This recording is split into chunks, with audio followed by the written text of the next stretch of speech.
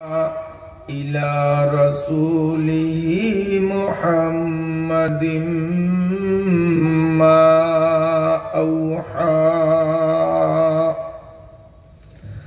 اللهم صل وسلم دائما على رسولك محمد المكرم الأكرم صعيد السماء وعلى آله الصلحاء السعداء اللهم صل على محمد وعلى آل محمد كما صليت على إبراهيم وعلى آل إبراهيم إنك حميد مجيد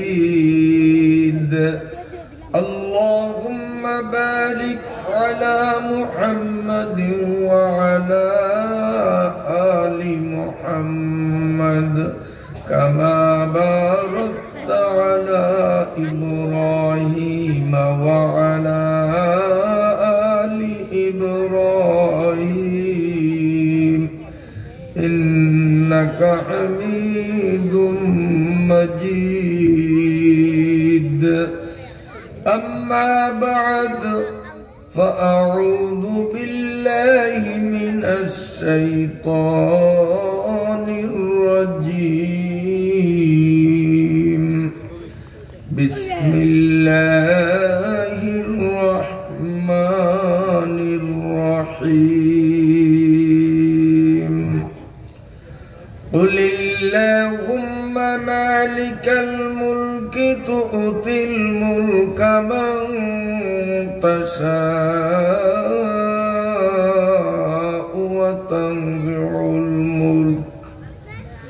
وتنزع الملك ممن تشاء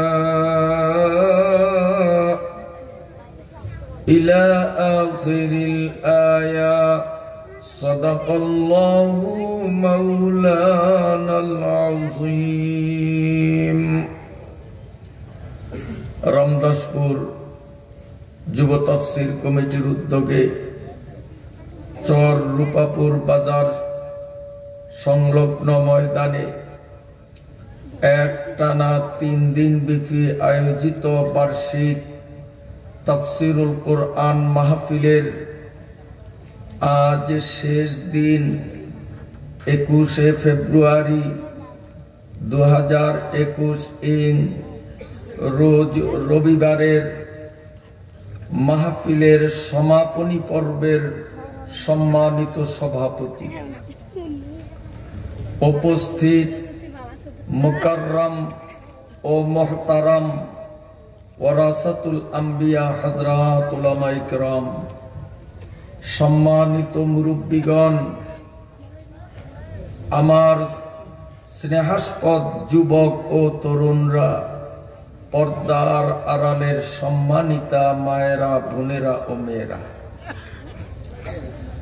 আমি আপনাদের সামনে সংক্ষিপ্ত খুতবা ও দুরূদ শরীফ পাঠান্তে পবিত্র কোরআনুল কারীম থেকে সামান্য কিছু অংশ তিলাওয়াত করলাম। আল্লাহ রাব্বুল আলামিন যদি তৌফিক দান করেন, পঠিত আয়াতের মর্মে 2-4টি কথা আলোচনা পেশ করার ইচ্ছে পোষণ করলাম। ওমা তৌফিকি ইল্লা বিল্লাহ। এশার নামাজের পর থেকে দীর্ঘক্ষণ পর্যন্ত হযরত মাওলানা ইব্রাহিম আল ফরিদির সুললিত কণ্ঠে দীর্ঘ সময়ব্যাপী আলোচনা শোনার পরও আমার মতো অধম থেকেও কিছু কথা শুনবার জন্যে যেভাবে আপনারা চাতক পাখির মতো ধৈর্যের মূর্ত প্রতীক হয়ে বসে রইলেন, এজন্য আমার পক্ষ থেকে আপনাদের প্রতি রইল আন্তরিক মোবারকবাদ।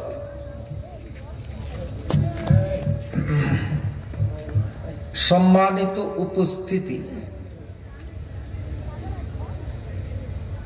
ফরিদী সাহেবের আলোচনা শুরু করার পূর্বে আমরা শরীয়তের একটা বিশেষ আমল এশার নামাজ আদায় করেছি, ঠিক কিনা?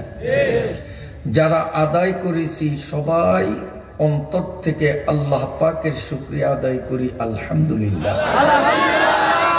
আল্লাহ না করুক আজকের এশার নামাজ না পড়ে কেউ যদি এই তাফসীরুল কোরআন মাহফিলে বসে থাকেন, তাদের পায়ের উপর হাত রেখে আল্লাহ পাকের পবিত্র কোরআনের পক্ষ থেকে আমি জোর দাবি রাখব, মুনাজাত শেষে নিকটস্থ মসজিদ থেকে এশার নামাজ আদায় না করে কেউ বাড়ি ফিরবেন না, ঠিক আছে? বলবেন যে হুজুর নামাজ আদায় করলাম, তাতে আলহামদুলিল্লাহর শুকরিয়া বলাইলেন, যারা নামাজ পড়ল না তাদেরকে নামাজ পড়ার জন্য এত জোরালো ভাবে চাপ দিলেন, অবশ্যই তার একটা কারণ আছে, বলবো। জিব্রাইল ফেরেশতা একদিন আল্লাহ রাব্বুল আলামিনকে বললেন, ও আল্লাহ, তোমার আখিরি নবীর উম্মতের জন্য তুমি উন্নত মানের জান্নাত তৈরি করে রেখেছো, আখিরি নবীর উম্মতরা সেই জান্নাত উপভোগ করবে, আমি জিব্রাইলের মন চায় একটু সেই জান্নাতটা ঘুরে ঘুরে দেখব। মনে করেন আপনাদের এই এলাকার কোনো একজন ধনী মানুষ ভোলা শহরে একটা 20 তলা বিল্ডিং বানালো অত্যাধুনিক ডিজাইনে, তখন রামদাসপুরের অনেকেই হয়তো বলবে মেয়ায় বাড়ি বানাইছে, আমরা তো ওই রকম বাড়ি বানাতে পারবো না, চল একটু মেয়ার বাড়িটা দেখে আসি, এমন হবে কিনা বলেন? তো জিব্রাইল আমিনও বলেন, আল্লাহ বেহেশত তো আমাকে দেবেন না, উম্মতে মুহাম্মদীকে আপনি বেহেশত দিবেন, আমার তো একটু মন চায় বেহেশতটা দেখার, আমার আপনার বেহেশত দেখার জন্য জিব্রাইল পাগল। আল্লাহ রাব্বুল আলামিন বললেন, ঠিক আছে, তোমার পাসপোর্ট ভিসা রেডি করে দিলাম, তুমি আমার উম্মতে মুহাম্মদিয়ার জান্নাত ঘুরে ঘুরে দেখো। জিবরাইল আলাইহিস সালাতু ওয়াস সালাম আমার আপনার জন্য বরাদ্দকৃত জান্নাতের একটা ফল বাগানের কিনারা থেকে উড়া শুরু করলেন। কিভাবে উড়লেন? পাখিরা দুটি পাখা দিয়ে ওড়ে, কাক চিল দুটি পাখা দিয়ে। জিব্রাইল ফেরেশতাকে ওড়ার জন্য আল্লাহ তাআলা তার শরীরের মধ্যে পাখা দিয়েছেন সর্বমোট 600। বুঝে থাকলে বলুন কতটা পাখা জিব্রাইলের? 600 পাখা। এক একটা পাখা এত শক্তি সমৃদ্ধ। আমার দিকে তাকান, এই যে 600 পাখা, যে কোনো একটা পাখা এভাবে একটু নাড়া দিলেই 300 বৎসরের দূরত্বে জিবরাইল আমিন চলে যান। শুধু একটা পাখা নাড়া দিলেই 300 বছর। এখন হিসাব করেন 600 পাখা যদি একসাথে নাড়তে থাকে, সেকেন্ডের মধ্যে 10 কিলোমিটার যাবে মনে হয়। কত? 20, 25, কত? সীমা রেখা নাই। মাশাআল্লাহ, আপনাদের খেয়াল আছে, ঘুমান নাই, তাহলে কিছু কথা বলা যাবে, আশা করা যায়। বিরক্ত হন আপনারা?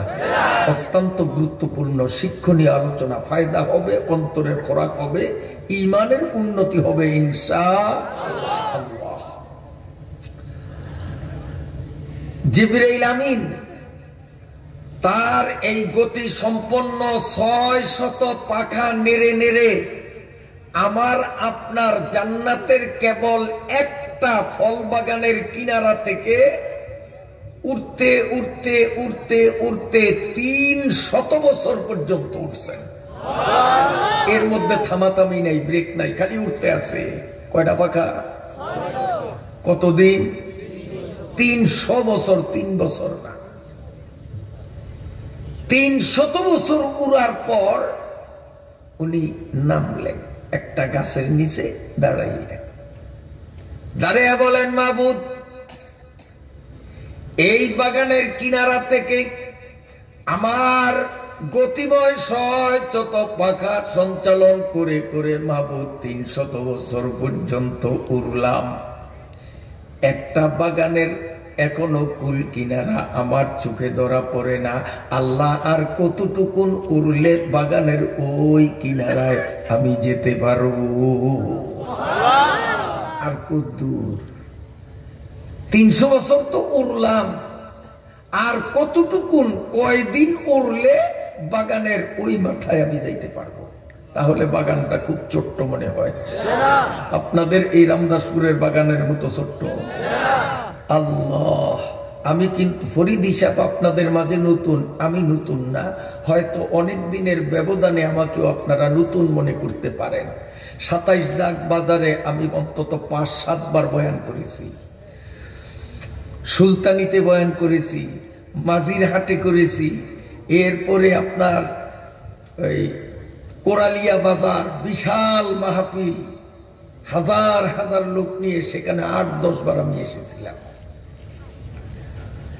বহু বছর পর আবার আপনাদের মতো নেককার মুসলমানদের খিদমতে আমার মতো গুনাহগারকে আল্লাহ তাআলা আসার সুবর্ণ সুযোগ করলেন, আমি এতে খুশি, আলহামদুলিল্লাহ।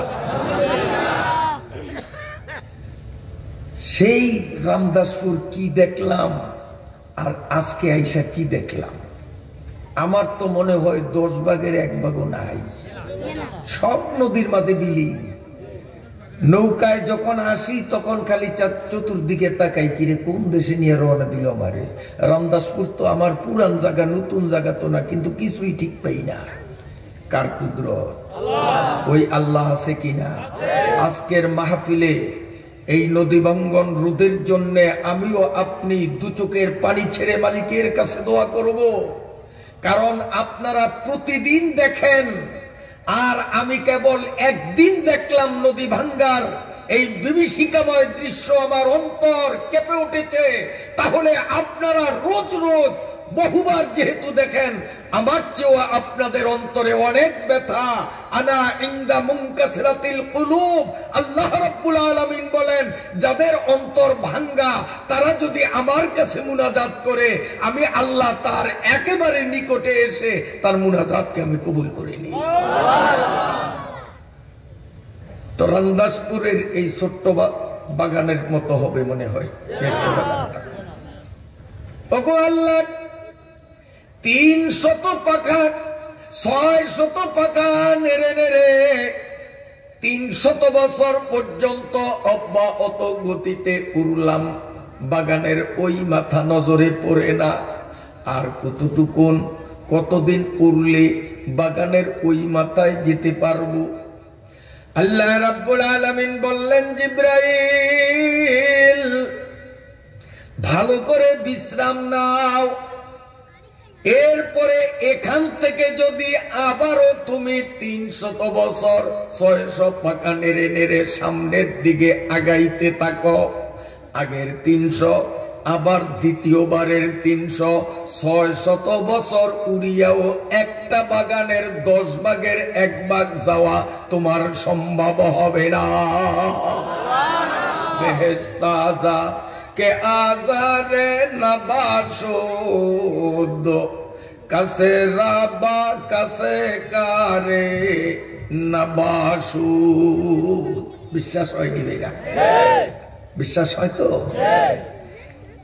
জিবরাইল আমিন কি আর করবেন, তিনি অমনি দাঁড়ানোর থেকে বসে পড়লেন, ও আল্লাহ আপনি কি বলতেছেন? এত বড় বাগান। আল্লাহ রাব্বুল আলামিন বলেন, জিবরাইল, আখিরি নবীর উম্মতের উপরে আমি 5 বেলা নামাজ ফরজ করে দেব, ফজর, যোহর, আসর, মাগরিব, বাউরে, ঈশা, হুজুরে কলব সে পাঁচু আদা, ফজরে রাকাত 2, যোহরে 4, 4 আসরে 3, মাগরিবে 8, ঈশান নামাজ হয় 4টি রাকাতে, 5 বেলা ফরজের সুমার ইহাতে, 17 রাকাত সবেতের রতিন, আদায় করিতে হবে রাখিও একিন। ঠিক আছে নি? ঠিক আছে। নামাজ কারা পড়বে? হিন্দুরা। কারা? তো আমরা মুসলমান না হিন্দু? আচ্ছা, কে কে মুসলমান আছি আমরা একটু দেখি। আল্লাহ দেখুক আমাদের হাত দিলে। আমরা মুসলমান কে কে? হিন্দুদের কাছে আমার দাবি নাই, মুসলমান যারা তারা একটু হাত দেখান। মাশাআল্লাহ, হাত নামান। তো নামাজ কোন হিন্দুর না, নামাজ কার? তো আমরা যতজনে হাত উঠাইছি সবাইরই তো নামাজ। ঠিক আছে তো? আল্লাহ রাব্বুল আলামিন বলেন, জিবরাইল আখিরি নবীর উম্মতরা 5 ওয়াক্ত নামাজ যখন পড়বে, আমি রব্বুল আলামিন তার নাক কপালের দিকে তাকিয়ে থাকবো। 2 রাকাত নামাজ শেষে যখন এই আত্তাহিয়াতু পড়ার জন্য বসবে, আমি আল্লাহ রাব্বুল আলামিন বলবো, বান্দারে তোর এই 2 রাকাত নামাজের বিনিময়ে জান্নাতে এই বাগানটা দিলাম। আমার বান্দা, আমার বান্দি জীবনে যত রাকাত নামাজ পড়বে, প্রত্যেক 2 রাকাত নামাজে এমন করে এক একটা বাগান আমি তারে দেব। ওই বাগান কি বাগান? ফলের বাগান। কেমন ফল? জান্নাতি। জান্নাতের চেয়ারে হেলান দিয়ে বসবে, বাগানের ভিতরে ফল দেখবে। আল্লাহ কোরআন শরীফের মধ্যে বলেন, ফি সিদরিম মাখদুদ, নজরে পড়বে এমন কতগুলো বড়ই গাছ, যেই বড়ই গাছে দুনিয়ার বড়ই গাছের মতো কোনো কাঁটা থাকবে না। কাঁটাবিহীন বড়ই গাছ, এক একটা বড়ই হবে 10 মণ চাউল ধরে, এমন মটকির থেকে বড়। কোটি কোটি বড়ই ঝুলতেছে। জান্নাতি মানুষটা ওই বাগানের দিকে নজর দিবে, আর মনের মধ্যে তার লোভের সঞ্চার হবে। কি সুন্দর বড়ই, এত বড় বড়ই জীবনে কোনোদিন দেখিনি, যদি একটু খেতে পারতাম। আল্লাহ রাব্বুল আলামিন বলবেন, বান্দারে তোর অন্তরের খবর আমি আল্লাহ জানি। দুনিয়ায় আমার মন জোগাইয়া নামাজ পড়েছো, রোজা করেছো, পর্দা পুশিদা ঢিলা কুলুপ মেনেছো, সময় সুযোগ মতো দান দক্ষিণায় হাত বাড়িয়ে দিয়েছো, আমি আল্লাহর মন জুগাইয়া এসব তুমি যখন করেছো, আমি রব্বুল আলামিন চিরকাল জান্নাত জগতে তোমার মন জুগাইয়া চলবো। কে বলেন? কে বলবেন? আল্লাহ। আল্লাহ বলবেন, বান্দা মুখে না বললেও তোর অন্তরের মধ্যে বড়ই খাওয়ার ইচ্ছা যখন জাগ্রত হলো, আমি আল্লাহ তোর মনের আশা কেমনে পুরাই দেখ। দুনিয়ায় আমার মনের আশা পুরাইয়া নামাজ রোজা করছো, আমি আল্লাহ তোমার মনের আশা কেমনে পুরাই, বান্দা তুমি একটু দেখো। আল্লাহ বড়ই গাছকে বলবেন, গাছ তোর নিজের জায়গায় তুই দাঁড়ানো, তোর ডালাগুলো এভাবে লম্বা করে করে আমার মেহমানের মুখ পর্যন্ত আগাইয়া দে। গাছ নিজের জায়গায় দাঁড়াইয়া ডালগুলো লম্বা করতে করতে আমার আপনার ঠোঁটের কাছে হাজির করে দিবে, আর কামড় দিয়ে দিয়ে খাবো, এক এক কামড়ে এক এক মজা, এক এক কামড়ে এক এক মজা। খাইয়া বড়ি একটা শেষ করব, আরেকটা ধরবো। ওই যে যেটা খাইলাম, যখন আরেকটাই মুখ লাগাইলাম, আগের জায়গায় আবার আরেকটা হয়ে গেছে অটোমেটিক। কমবে না, কমবে না। জান্নাতের বাগান এমন বৈশিষ্ট্যময় বাগান, এই রকম বিশাল বিশাল বাগান প্রত্যেক 2 রাকাত নামাজের বিনিময়ে একটা করে পাবো আমরা। নামাজ দরকার আসেনি? একদিন, এই জুয়ানরা ভালো করে শোনো, একদিন বিড়াল আল্লাহ রে কয়, আল্লাহ তুমি আমারে বিড়াল বানাইছো, আমি তোমার শুকরিয়া আদায় করি, মনে কোনো দুঃখ নাই। তুমি ইচ্ছা করলে আমারে তো কুত্তা বানাইলেও বানাইতে পারতো নি আল্লাহ। তুমি আমারে কুকুর না বানিয়ে বিড়াল বানিয়েছো মাবুদ, আমি সন্তুষ্ট, আমি তোমার শুকরিয়া আদায় করি। আল্লাহ বলেন, বিড়াল রে, তুই কুত্তার উপরে এত খেপলিকা, কুত্তার সাথে তোর এত শত্রুতা কে আছে? তোর কুত্তা না বানাইয়া বিলাই বানাইলাম, তুই খুশি? কুত্তার এত খারাপ জানো কা? আল্লাহ আপনি দেখেন না কুত্তায় কি খায়? আমারে যদি আপনি বিড়াল না বানাইয়া কুত্তা বানাইতেন, তা আমিও তো পায়খানা খাইতাম, গু খাইতাম। খাইনি? কুত্তা খায় না? বিড়ালে খায়? বিড়ালে খায় কাঁডা কুড়া। আল্লাহ আপনি আমারে যদি কুত্তা বানাইতেন, তা আমি তো পায়খানা খাইতাম। বিড়াল বানাইছেন, পায়খানা খাই না। আপনি অনেক উপকার করছেন, ভালো কাম করছেন, আমি আপনার শুকরিয়া আদায় করি। কুত্তা একটা ছিল পাশে।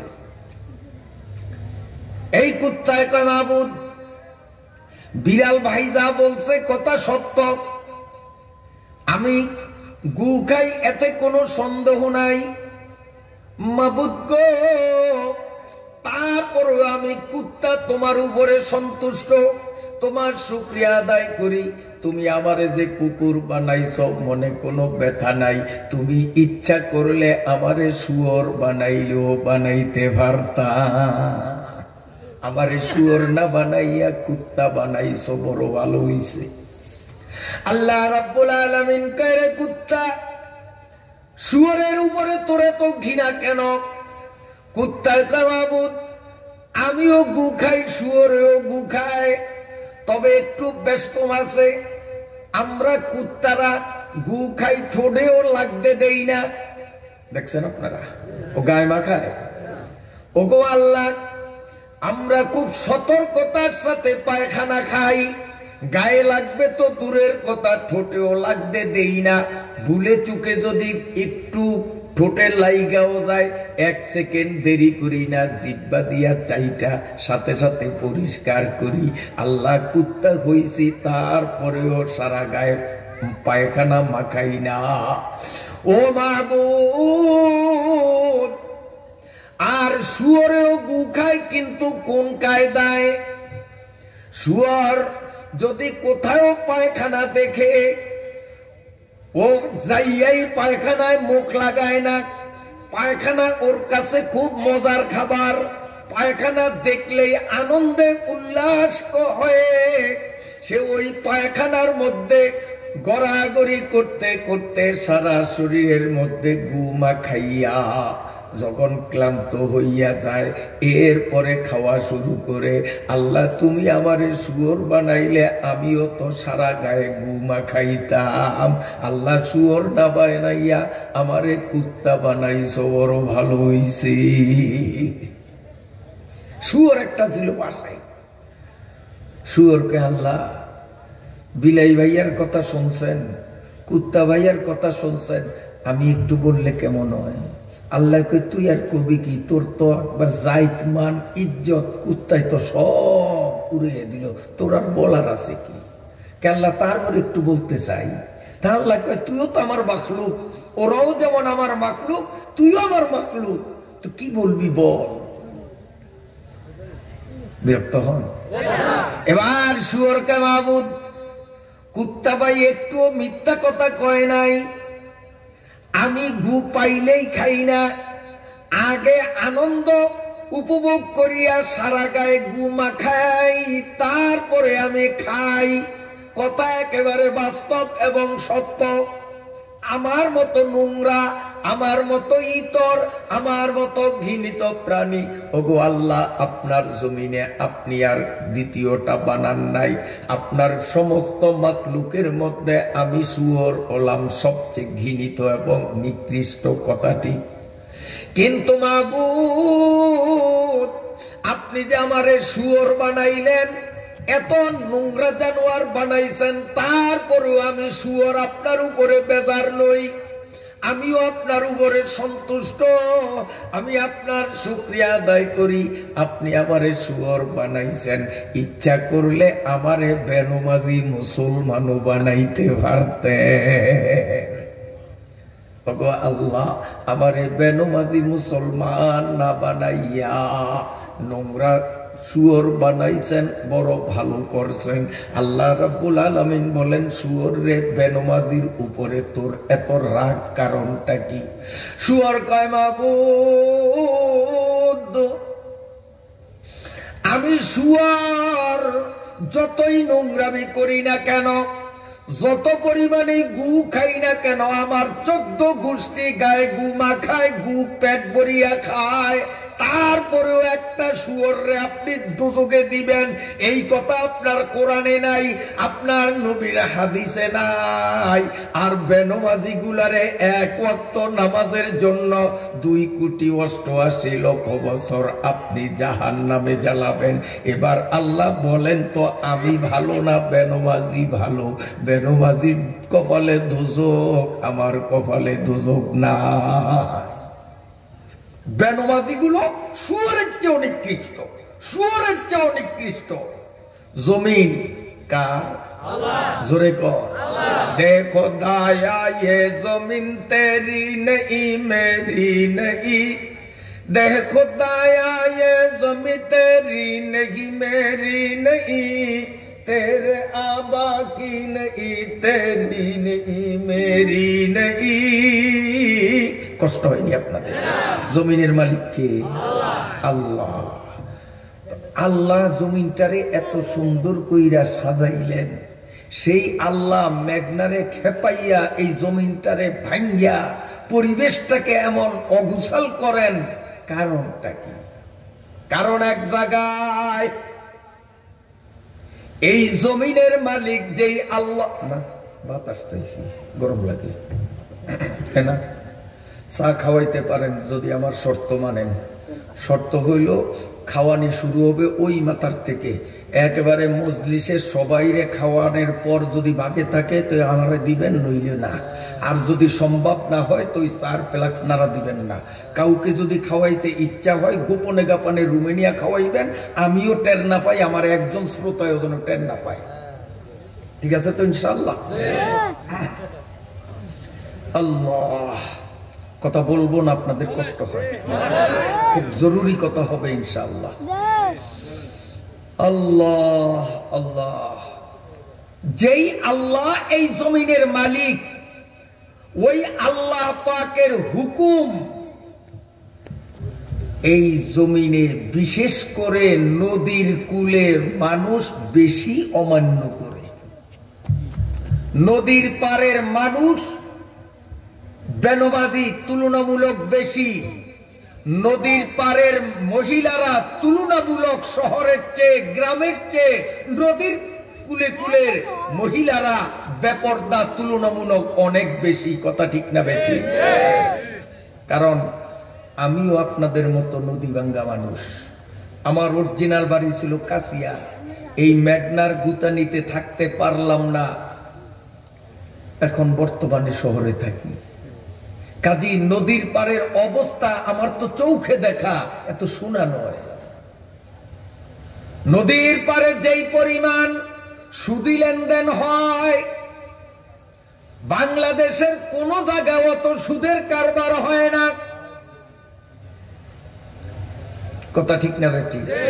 জাল সাবা আমার জরিপ মতো 100টার মধ্যে আমার মনে হয় 95 জন জাল সাবার করে সুদের উপর টাকা লইয়া। কথা মিছা কইলাম না সত্য কইলাম? হ্যাঁ। এবং অন্যায়ভাবে জুলুম নির্যাতন নদীর পারের মানুষ যতটা করে, গ্রাম বা শহরের মানুষ ততটা করে না। সেটা হলো একজনে আরেকজনের সুযোগ পাইলেই জাল কাটে। আপনাকে হলে নাই মনে হয় উলুট কাটা, জাল কাটা, এই পার্টি তো নাই মনে হয়। ঘরের সে কামরা পাকে দারি আজহারাম মর্দে ইমানদার বাসি ওয়াসসালাম। এরপরে কোন দিক যাব? যেমন ওনার এক উদাহরণ দিয়া বলতেছি, উনি একটা ব্যবসা প্রতিষ্ঠান খুলছেন, মাছের আড়ত। মাছ বাজার দেখে আসছি আসার সময়। আচ্ছা না এরকম আড়ত? আমি মনে করেন জেলে, ওনার সাথে আমার একটা চুক্তি হইছে, ওয়াদা হইছে যে এই সিজনে মাছ যা আল্লাহ আমারে দিবেন, যত মাছ পাবো আপনার তহবিলে বেচবো, এরকম একটা সিস্টেম আপনাদের এলাকায় আছে কিনা? আমি ওনার সাথে ওয়াদায় আবদ্ধ হলাম কিনা? হ্যাঁ, এখন করি কি, মাছ ধরতে নামায় চলে গেলাম, ওখানে মাছ পাইলাম মনে করেন 5 কাউন, 4.5 কাউন ওই দৌলতকা চকি কাটা বেচিয়া 1/2 কাউন নিয়ে এসে, মেয়া কপালটা এমন খারাপ, সবাই দেখি জাল টানে মাছের বারে উঠাইতে পারে না, আমার কপালটা ঠাডা পড়ছে, এই পাইছি। এই পাটি আপনার এলাকায় নাই মনে হয়। তো নদী ভাঙবে না, নদী খাতিল করবে, নদী খালি খালি ভাঙবে। বাংলাদেশ সরকার মূল ভূখণ্ড ভোলাকে রক্ষা করার জন্য উপরে ব্লক দিছে, কিন্তু আপনাদের এপারে ব্লক দেয় নাই, দেওয়ার সম্ভাবনাও আমার মনে হয় নাই। কিন্তু সরকারের ব্লক নদীরে ঠেক দিতে পারবে না। যদি আমার আল্লাহ নদীরে খেপাইয়া দেয়, ব্লকের নিচ দিয়েও খাইতে পারবে কিনা? তাহলে যে এলাকায় ব্লক দিছে সেখানেও মাটি রক্ষার নিশ্চয়তা নাই, আর রামদাসপুরের সরকার ব্লক দেয় নাই, দেয়ার সম্ভাবনাও নাই। ও রামদাসপুরের মুসলমানরা এই মাটি রক্ষা করতে হলে আল্লাহর রহমতের ব্লক ছাড়া বিকল্প নাই। আর আল্লাহর রহমতের ব্লক নিতে হলে আল্লাহ পাকের হুকুম নামাজ পড়তে হবে, আল্লাহ পাকের হুকুম পর্দা মানতে হবে, আল্লাহ পাকের হুকুম জাল কাটাকাটি বন্ধ করতে হবে, আল্লাহ পাকের হুকুম ওয়াদা ভঙ্গ করা যাবে না। এগুলি হলো আল্লাহর রহমতের ব্লক। আপনি আমি যদি আমাদের চরিত্রটাকে একটু পরিবর্তন করে দেই, খোদার কসম, খোদার কসম, খোদার কসম, নদীর চরিত্র অটোমেটিক পাল্টে যাবে। কথা বুঝাইতে পারি নাই? বেজার হয়েছেন আমার কথা? আচ্ছা, আমি আপনাদের জিজ্ঞাসা করি, মনে করেন আপনাদের এলাকায় একজন বড় মাফের মাঝি, নামি দামি মাঝি, খুব দক্ষতা সম্পন্ন মাঝি, মাঝির পোলা জীবনে নদীতে যায় নাই, দার বইডা হাতে ধরে নাই, কিন্তু ওর বাপ বড় মাঝি, পোলাও তো মাঝি। হ্যাঁ, কাল বৈশাখীর তুফানে এই পোলার হাতে বইটা দিলে নৌকা তো নিরাপদে আসবে। ওর বাপ মাঝি, ওর দাদা মাঝি, তালই মাঝি, ফিজা মাঝি, কিন্তু ও নৌকা চালাইতে পারবে কেন? ও মাঝি হইল না।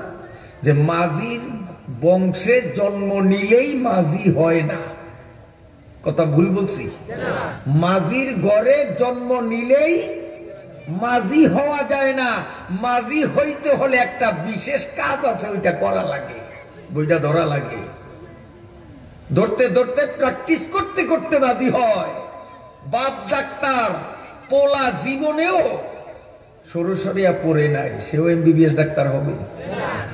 ডাক্তারের ঘরে জন্ম নিলেই ডাক্তার হয় না, মাঝির ঘরে জন্ম নিলেই মাঝি হয় না, মেম্বারের ঘরে জন্ম নিলেই মেম্বার হয় না, চেয়ারম্যানের ঘরে জন্ম নিলেই চেয়ারম্যান হয় না।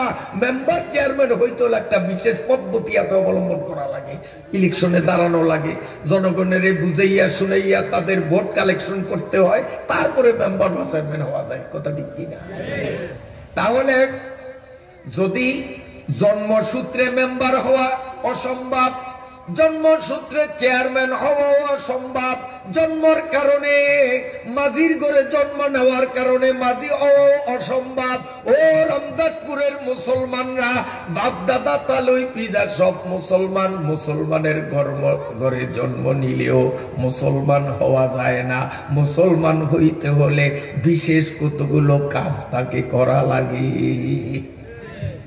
বিশেষ কতগুলো কাজ করতে হবে। যে করবে সে মুসলমান, যে করবে না সে মুসলমান না, চাই তার বংশ যেমন চাই তাই হোক। কথা বুঝাইতে পারি নাই? সেই বিশেষ কাজগুলো কি? অনেক। তার মধ্যে সবচেয়ে বড় কাজ হলো নামাজ। সবচেয়ে বড় কাজ কি? সবচেয়ে বড় কাজ নামাজ। এই বেনমাজি শুয়োরের চেয়ে নিকৃষ্ট। শুয়োরের চেয়ে নিকৃষ্ট, শুয়োরের চেয়ে নিকৃষ্ট বেনমাজিগুলো। অথচ নদীর পারে বেনমাজির সংখ্যা অনেক বেশি, বেরোজগারির সংখ্যা নদীর পারে অনেক বেশি, অনেক বেশি। কথা ঠিক না বেঠিক? আল্লাহ। মহতারম হাজিরিন, আমি মঞ্চে আসার অল্পক্ষণ আগে আপনাদের একটা আমল দেখে মনটা খুব আমার কাছে ভালো লাগছে। আপনারা কি সেই কাজটাকে ভালো মনে করছেন না বেজার মনে লোক লজ্জা শরমের কারণে করছেন সেটা আপনাদের ব্যাপার, কিন্তু আমার কাছে ভালো লাগছে। সেটা হলো ফরিদি সাহেব আল্লাহর ঘর মসজিদের জন্য হাত পাচ্ছেন, আর আপনারা কমবেশ অনেকে দান করছেন। আমি কানে শুনছি মাইকের মাধ্যমে, দান করছেন না? আল্লাহ যে আপনাদেরকে দান করার তৌফিক দিয়েছেন, এতে আপনারা খুশি না বেজার? না মনে মনে ফরিদির উপরে বেজার যে এইরকম বুঝলে মাহফিলে আসতাম না, যে হুজুরে পকেট খালি করিয়া দিবে, যদি বুঝতাম তো মাহফিলে আসতাম না। খুব বেজার আপনারা। দান যে করছেন ভালো হয়েছে না খারাপ হয়েছে? এ যারা দান করছেন বলেন, দান করছেন ভালো হয়েছে না খারাপ হয়েছে? কেমন ভালো হয়েছে একটু বলি, একটু বলবো?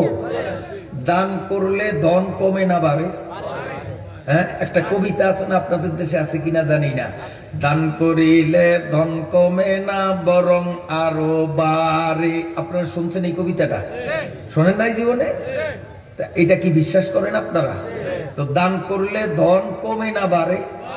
জোরে কম বাড়ে। কেমনে বাড়ে আমারে বুঝাইতে হবে, মুখস্থ কথা আমি মানি না। আমার পকেটে আছে 10 টাকা, কথার কথা। এখন ফরিদি সাহেবের কথা শুই না মনটা নরম হয়ে গেছে। আমি 1 টাকা দান করলাম, এখন আমার কাছে 12 টাকা আছে। কয় টাকা? তো দান করলে ধন বাড়ে কইছে কে? ধন দি কমি কি? কথা বুঝাইতে পারলাম না। দান করলে ধন বাড়লো কই? ধন তো কমলো, ছিল 10 টাকা, এখন আছে গুনলে দেই 9 টাকা, বাড়লো কই? আল্লাহ না আমলে বাড়বে না, বাস্তবে বাড়বে। কেমনে বাড়বে একটু শোনেন। আল্লাহ পাক কোরআনুল কারীমের মধ্যে ওয়াদা করেছেন যে যে ব্যক্তি আল্লাহর রাস্তায় দান করবে, আল্লাহ তাআলা একেবারে সর্বনিম্ন একে কমপক্ষে 10, একে 10, এটা হলো নিচে, এর কম নাই। তা 1 টাকা দিলাম, আল্লাহ আমাকে 10 টাকার মালিক বানাইবেন। যদি এখন দেখি আমার কাছে 9 টাকা, কমনে যে 10 টাকা আসবে এটা আমি টেরও পাবো না। আরেক দিক দিয়ে আল্লাহ ঢুকিয়ে দিলেন, এটা আল্লাহর ওয়াদা। আর আল্লাহর কথা সত্য না মিথ্যা? একটু বাস্তবে দেখাই। একজন বড় আলেম, নাম ছিল আব্দুর রহমান, অনেক আগের দিনের কথা। উনি খুব গরিব মানুষ কিন্তু বড় আলেম। তা একদিন উনি আতিনগরে বসে বসে কিতাব পড়তেছেন। সকালের উপাস, দুপুরেও চুলায় আগুন জ্বলে না, খাওয়ার কোনো ব্যবস্থা নাই, কিতাব পড়তেছেন। ওনার স্ত্রী পেটের ক্ষুধায় কাতর হইয়া বড় ঘরের খাটের উপরে শুয়ে গেছে। এই অবস্থায় এক ভিক্ষুক ফকিরিনী মহিলা আসিয়া কয়, আল্লাহর হস্তে আমারে কিছু দান করেন, আল্লাহর হস্তে কিছু দান করেন, আমি গরিব মানুষ। তো হুজুর বললেন স্ত্রীরে, এই ওরে কিছু দাও না। হুজুরের বউ কয়, কি দিমু? আপনার ঘরে চাউল নাই, ডাইল নাই, নুন নাই, তেল নাই, টাকা নাই, পয়সা নাই, কিচ্ছু নাই, আমি কি দেবো? নিজের এই তো উপাস। তখন হুজুরের কি কিচ্ছু নাই? কই কই কিচ্ছু আছে। কই যে কালকে একজনে কয়টা ডিম দিছিল না আল্লাহর হস্তে, হুজুর করে দেন না আপনারা?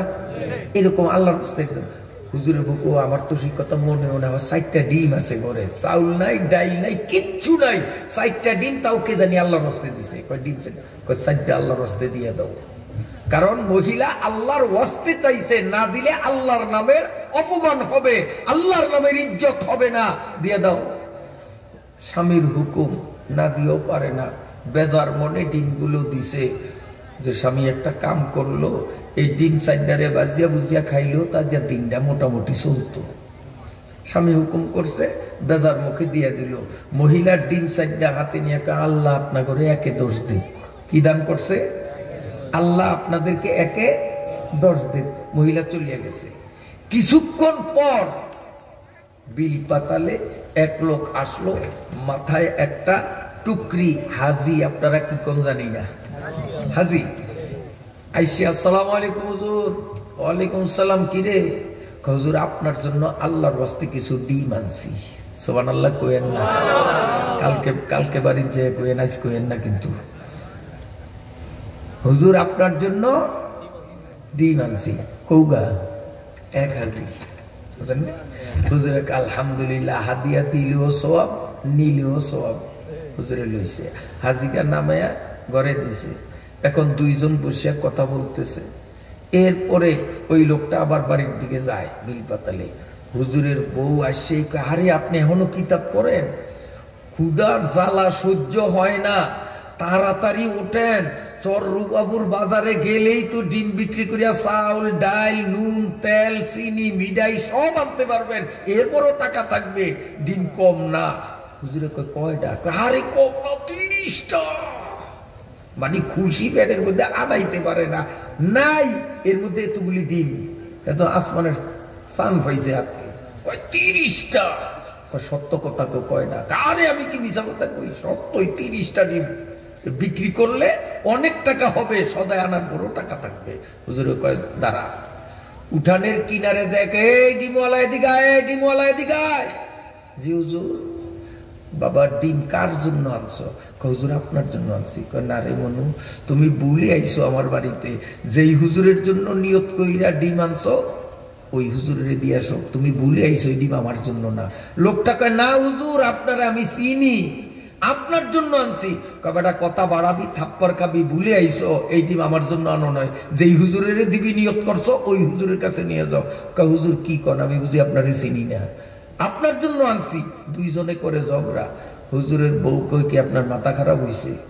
লোকটা কয় আমি চিনি, আমি আপনার জন্য আনছি, আর আপনি অস্বীকার করেন, ডিনাই করেন, আপনার মাথা খারাপ। হুজুরে কয় মাথা তোরটাও খারাপ, মাথা ওরটাও খারাপ, আমারটা ঠিক। ডিম কয়টা দিছিলি আল্লাহর হস্তে? আমি কি আবার চুরি করছিনি? গোপনে কি একটা বাজ্যা খাইছিনি? কইছেন 4টা দিতাম, 4টাই তো দিয়া দিছি। মানে তেজ আছে, সাইডেই তো দিয়া দিছি। তো কয় 4টা যদি দিছ, আল্লাহ পাক কোরআনে ওয়াদা করছে একে কমপক্ষে 10, বেশি কোনো সীমা রেখা নাই, বেশি আল্লাহ দিতে পারেন। আল্লাহু ইউদাইফু লিমান ইয়াশা আল্লাহু ওয়াসিউন আলিম। কিন্তু 10-এর নিচে আল্লাহ দিবে না, এটা আল্লাহর ওয়াদা। তো ডিম দিছ 4টা, তো একে 10 হইলে 4 দশম 30টাই তো হবে। 4 দশম কয়টা? আমাকে বলাই কিন্তু 40টা, আপনাকে নদীর পার, তাও 40টা। তো 30টা কেন আমার ঘরে আসবে? 39টাও তো আসলে আল্লাহর কোরআন মিথ্যা হইয়া যায়। কারণ দান করিলে ধন কমে না, বরং আরো বাড়ে। আর বাড়ার নিম্ন অঙ্ক হইল 1-এ 10। যদি 39টা ডিমও আমার ঘরে আসে, তো আল্লাহর কোরআন মিথ্যা হইতে পারে। গোটা দুনিয়া মিথ্যা হওয়া সম্ভব, আল্লাহর কোরআন মিথ্যা হওয়া সম্ভব না। কাজে 39টা আসতে পারে না, 30টা আসবে কা? আর যদি আমার দান কবুল না হয়, তো একটাও আসবে না। দান কবুল হইলে কমপক্ষে 40টা আসতে পারে। 45, 50, 60, 100, 1000, কোটি, লাখ আইতে পারে, অসুবিধা নাই। কিন্তু 40-এর নিচে তো আসতে পারে না। এখন হুজুরে কয়, বউ কয় আল্লাহর হস্তে মাফ করেন, ডিম কিন্তু 40টা। ডিম কয়টা? হুজুর গেছে গরমে, এত সব বেজালই তো তোর। তো 40টারে তুই 30টা কইলি কা? 10টা কি বাপের বাড়ি পাঠাবি? আপনার এই গ্রামে নাই মনে হয় স্বামীর অজান্তে স্বামীর কামাইর অংশ বাপের বাড়ি পাঠায়, বাইর পড়ার খরচ দেয়, এরকম নাই মনে হয়? এ মহিলারা কান খুলিয়া শোনো, স্বামীর অজান্তে স্বামীর সংসার থেকে স্বামীর অনুমতি ছাড়া কাউকে কিছু দিতে পারবা না। হারাম হারাম হারাম। তুমি তাহাজ্জুদ গুজার হইতে পারো, স্বামীর অজান্তে তার সংসার থেকে একটা টাকা যদি এদিক সেদিক সরাও, স্বর্ণ অক্ষরে লেখিয়া রাখো, তোমার ইবাদত বাতিল হয়ে যাবে, তোমার ঠিকানা হবে জাহান্নাম।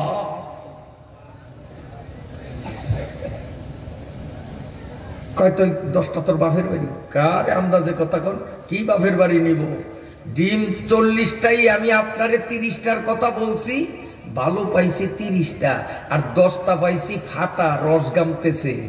এখন ভাঙ্গাগুলি নিজেরা খাবো, ওগুলি যদি বাজারে নেন তো মানুষ তো আপনার মাথায় ডিম মারবে, হুজুর মানুষ ভাঙ্গা ডিম আনছেন কা। এই জন্য ভাঙ্গাগুলোর কথা আমি আপনারে কই নাই, ভালো পাইছি 30টাই জন্য 30টা শুনাইলাম, ওই 10টা তো খাবো নিজেরা। হুজুর বলেন সত্য কথা বল, ফকিরিনী মহিলারে ডিম ভালো দিছ না ভাঙ্গা দিছ?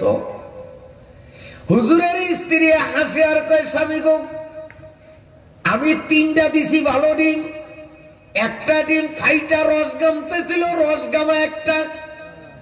আল্লাহর ওলি চিৎকার মারিয়া কোরআনের আয়াত পড়লেন, অমাল্লাহু বিযাল্লামিল লিল আবিদ। ও দুনিয়ার মানুষ দেখো দেখো দেখো আমার আল্লাহ কত বড় ইনসাফের আল্লাহ। আমার ঘর থেকে 3টা ভালো ডিম আল্লাহর ওয়াস্তে দান হইছে, 1-10 আল্লাহ 3টা ভালো ডিমের মালিক আমারে বানাইয়া দিছেন। একটা ভাঙ্গা ডিম আমার ঘর থেকে দান হইছে, 1/10টা ভাঙ্গা ডিম, সর্বমোট 40টা ডিমের মালিক আমার আল্লাহ আমারে বানাইয়া দিছি। এবার বুঝছেন তো, দান করিলে ধন কমে না বরং আরো বাড়ে। এবার বুঝাইতে পারছি? হ্যাঁ, আপনাদের কষ্ট হয় মনে হয়।